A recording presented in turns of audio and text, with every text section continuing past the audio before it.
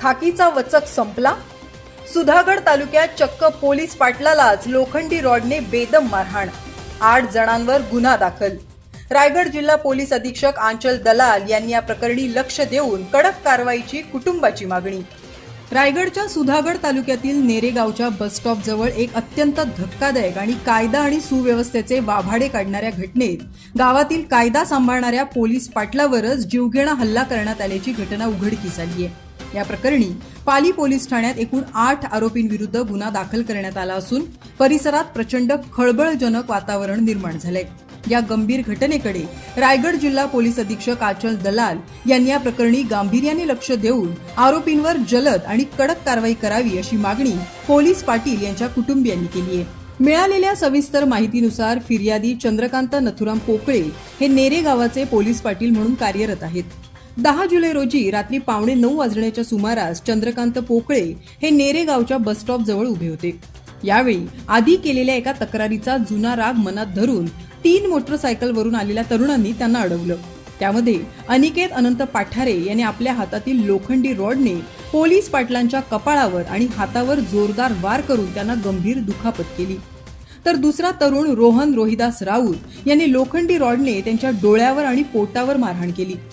हल्ला एवढ्यावरच थांबला नाही. तिसरा तरुण आदित्य अनिल पाठारे यांनी पोलीस पाटलांना ओढाताण करून त्यांच्या गळ्यातील सोन्याची चैन तोडून नुकसान केलं. तर मिहीर मनोहर पाठारे यांनी त्यांना जमिनीवर खाली पाडलं. त्यानंतर ऋषिकेश अनिल पाठारे, सुधीर सीताराम पोकळे, साहिल शरद पोकळे आणि अनिल चिंदू पाठारे यांनी संगनमत करून इको गाडीतून येत पोलीस पाटलांना अमानुषपणे लाथाबुक्क्यांनी मारहाण केली आणि त्यांच्या हातातील मोबाईल जमिनीवर फेकून तोडून टाकला. तसंच चंद्रकांत पोकळे यांच्या खिशातील 5,500 रुपये झटापटीत खाली पडून नुकसान झालं. या हल्ल्यात पोलीस पाटील गंभीर जखमी झाले असून त्यांच्यावर अलिबाग इथल्या शासकीय रुग्णालयात उपचार सुरू आहेत. या प्रकरणी पाली पोलीस ठाण्यात विविध कलमांखाली गुन्हे दाखल करण्यात आले आहेत. दरम्यान मारहाण करणाऱ्या तरुण गटातील व्यक्तींनी देखील पोलीस पाटील चंद्रकांत पोकळे यांच्या विरोधात शिवीगाळ केल्याची जांभूळपाडा दूरक्षेत्र पोलीस स्थानकात तक्रार दाखल करण्यात आली आहे. पोलीस पाटलांवर झालेल्या हल्ल्यामुळे संपूर्ण सुधागड तालुक्यात सध्या तणावाचं वातावरण असून पोलीस या प्रकरणाचा सखोल तपास करतायत.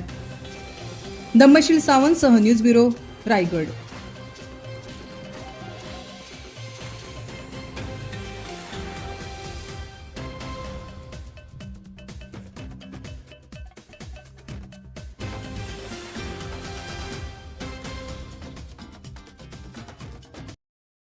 चंद्रकांत नथुराम पोकळे, राहणार नेरे.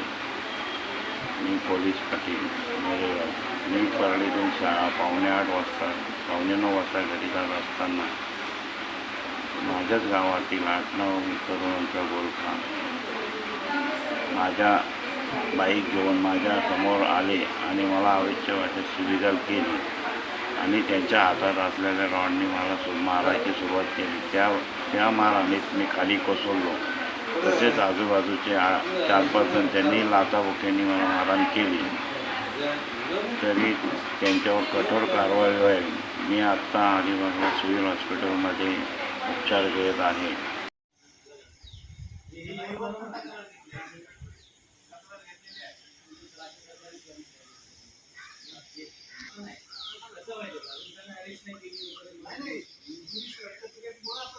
जाईपर्यंत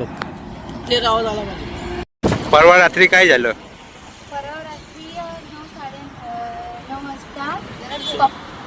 परवा रात्री 9-9:30 वाजता पप्पा इथे बस स्टॉपवर बसले होते आणि गावातली काही स्थानिक नागरिक आले आणि त्यांना दमदाटी करून मारायला सुरुवात केली. त्यांनी धक्का वगैरे द्यायला लागले आणि माझ्या पप्पांचं नाव हल्ला केला. माझ्या पप्पाला हल्ला केला आणि डोक्यावरती वगैरे, पोटावरती, हातांवरती खूप सिरियस आहेत ते. आता ते अलिबागला सिव्हिल हॉस्पिटलमध्ये ॲडमिट आहेत आणि म्हणजे ते गावात ना आले आणि त्यांच्यावर दमदाटी वगैरे करायला लागले. आज सकाळीच आमच्यावर धमकी देण्यात आली, आमच्यावर दमदाटी करण्यात आली. तुम्ही कोण आहेत? त्या मारले त्यांची आई आहेत का? मारले त्यांची आई आहेत. तुमचं काय म्हणणं आहे? माझ्या मुलाला तेही बिनअपराधी का मारायचं? माझ्या मुलावर हल्ला केला तेही. माझा मुलगा कुणाच्या भांडणात नाही, इथं बसलेला बस स्टॉपला त्यांनी मारला. या लोकांनी आमच्या गावातले. स्थानिक गावकऱ्यांचं काय म्हणणं आहे? स्थानिक गावकऱ्यांचं काय म्हणणं आहे?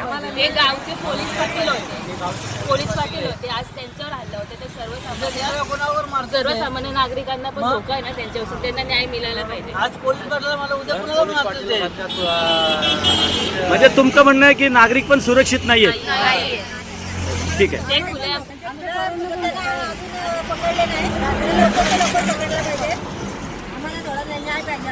ठीक आहे. या गोष्टीला चौथा दिवस चालू झालेला आहे. खुलेआम फिरतात हे नागरिक येते गुंड आहेत ते खुलेआम फिरतात आणि आम्हाला न्याय काही नाही का.